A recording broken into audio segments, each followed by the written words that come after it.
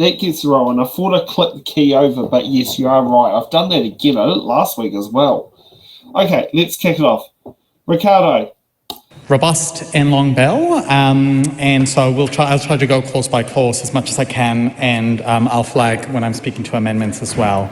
But yeah, just to make sure that it's in order. So I want to start with clause 5 of part 1, particularly clause 5, which amends section 21 in relationship to work gap, and that's repealing section 21.3. And I wanted to ask the Minister about what is the policy intent, and I asked this because that didn't actually get a lot of scrutiny in the Select Committee, nor was it something that the Minister publicly talked about.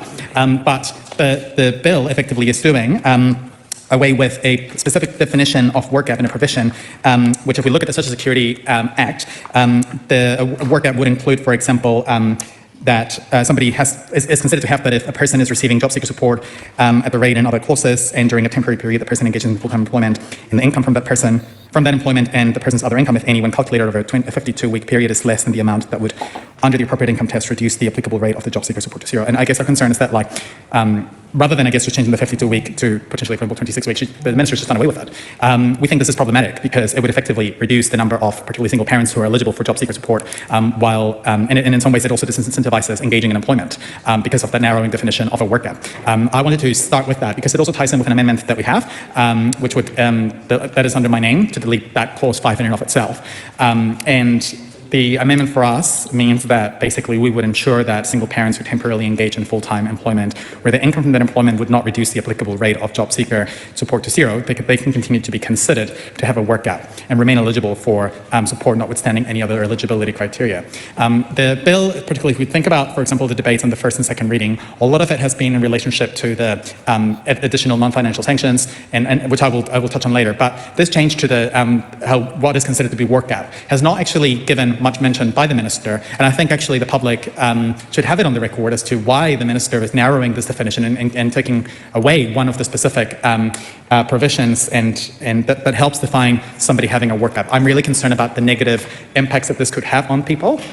And I wonder whether this very specific clause, what the intent is simply to therefore narrow the scope of who then would be eligible for a benefit, which in and of itself then reduces the amount eligible for a benefit, which then in turn may help meet the government meet its target of having less people on the benefit. But that doesn't necessarily mean more people in full-time employment or ongoing full-time employment. And so I'm keen to understand particularly what is the policy intent, what level of consultation she had on the work gap, because we didn't actually, the Minister didn't talk about those changes in the Select Committee, nor in her public communications. So I think that part deserves a bit more commentary from the Speaker. I'm also interested to see if she would be supportive of our amendment that would remove that clause 5, because we actually think, despite our political and ideological differences, that actually that we see this as actually disincentivizing employment. And so I think this is just feels like an odd thing to be putting forward in the bill. So really eager to start off the debate with clause 5, and I will then go on to other parts of this piece of legislation as we go to. I also wanted for the Chair, while I've got that 1 minute left, just to flag that I recognise that and when we start getting into clause 10 onwards and we talk the different non-financial sanctions, that I know that the language is relatively similar, but I want to float that I may be touching on some of those things that may sound repetitive, but the benefit sanctions are different. So the way that the language ends up applying to the specific benefit sanctions will be different. So I just want to preemptively flag that in case I'm referring to language that may sound similar in writing, but the policy intent is different. Honourable Louise Upston. Madam Chair, I just thought it would be useful if I provide some opening comments and context. This is a really simple bill. There's really only 4 changes that we're making in terms of non-financial sanctions. I think some of the impressions that may have been left by opposition members in their comments in earlier readings may be misunderstood. So let me first say, no one is sanctioned if they can't find a job.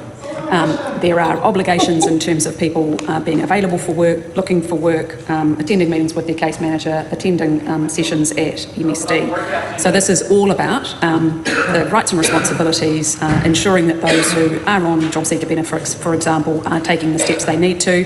And unlike the current settings that had been unchanged for the 6 years of the Labour Greens government, we are adding sanctions that are non-financial. So at the moment, the only ability is to either reduce a benefit in half or end it completely.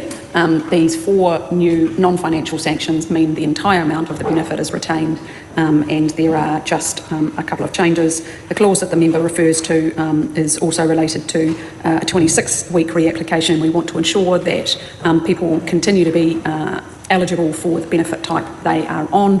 And again, that's a very simple change we've made. So, Madam Chair, I do want to make it clear this is not a complex piece of legislation. It's been through a full select committee process, and I'm confident that we can get through it quite easily. It is not a simple bill, Louise. It sounds simple in the great sense, but it doesn't take the fact of the reality of a beneficiary's life with MSD. You know, you might have one case manager go, well, it doesn't matter that your bus was late. Maybe you should have caught the one earlier that was cancelled. Oh, I don't believe that you cancelled. You can show me the Metlink thing, but I don't care, because at Work and Income, when I'm the person who's the judge, I'm right and you're wrong. And when you're dealing with someone like that, like when you're, not Bernadette said earlier, your abuser being your judge and jury, how do you ensure that you're going to sit there and, not have the sanctions abused? I put in a submission to make sure that if sanctions were abused, there were compensation measures in place. If sanctions were issued that could not be dealt with in a timely manner or challenged, they automatically reverse. Because in a normal situation, it is innocent until proven guilty. Not innocent, not guilty, I don't care about your innocence, as it often is at the Work and Income office. It sounds great, but until you deal with dickhead case managers who possibly shouldn't be in a job, making bad decisions that contradict the law on the basis of, but I'm not accountable for my actions and I'm immune, then, people aren't going to have trust in the system. Anyone who has been, taken advantage of, abused by a government agency, they sit there and do it. If you talk to a whole heap of, parents who pay child support, they have a vendetta against the IRD. If you had people who have been abused by the mental health system, they have a vendetta against the mental health system. I do remember that back in the days when they used to call it child, youth and family, someone sat there and had her baby taken off her, and so she went and built down the SIF's office as retaliation. It sounds great and simple in theory, but in practice, Louise, it is going to be a big motherfucking letdown.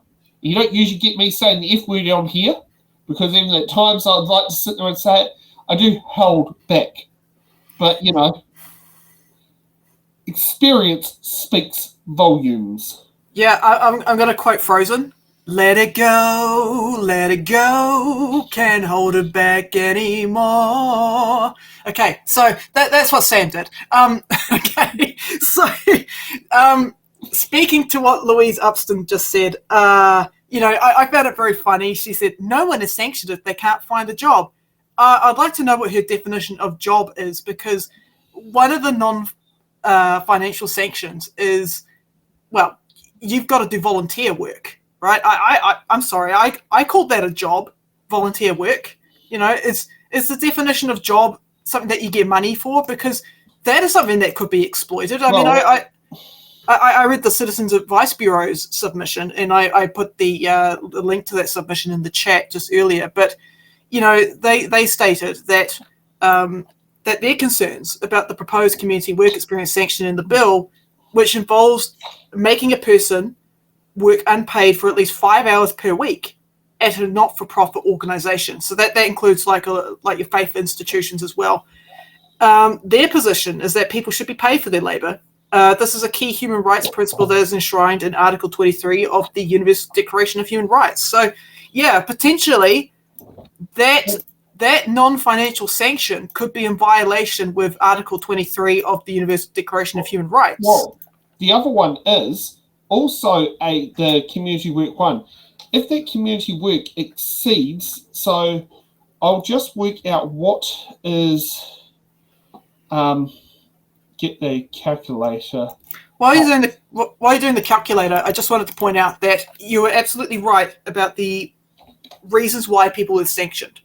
And the key reason that I found looking at statistics earlier this morning, was that most people on job seekers were sanctioned because they were unable to attend appointments.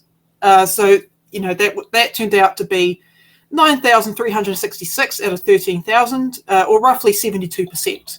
So that is the majority of the reason why people are getting sanctioned. It's because they can't get to the damn WINS office, or they can't get to the place of the interview. Also, the other thing is, if you issue a community work sanction more than 15 hours, 16 hours a week, you'll breach the Minimum Wage Act. Good point.